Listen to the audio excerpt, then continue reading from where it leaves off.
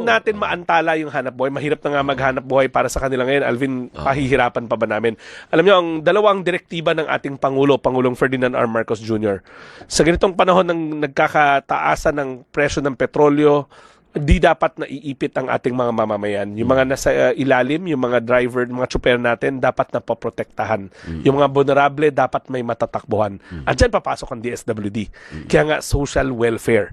At ang pangalawa niyang direktiba sa amin, tutulong na lang tayo, kailangan mabilisan. Hindi pwede napakaraming papeles pang hinihingi.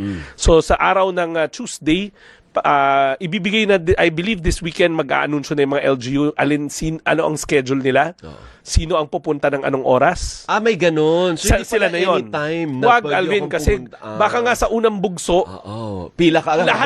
lahat sila pumunta doon, wala nang matitira sa pilahan. So ang usapan namin ng mga mayor, sila ang gagawa ng facing plan nila. So we're giving them 3 days, sila na magsasabi, itong toda na to, kalahati muna. Kabilang toda, kalahati. Kasi, Alvin, meron tayong ugali, yung takot tayo na mahuli. Baka So baka maubusan. naman, kaya nga ang panawagan ko sa mga tricycle drivers, mga tsuper natin sa Metro Manila, mag-coordinate po kayo sa inyong local government units tomorrow hanggang Lunes para sa inyong schedule. Hindi ho tayo pupunta doon na hindi natin schedule.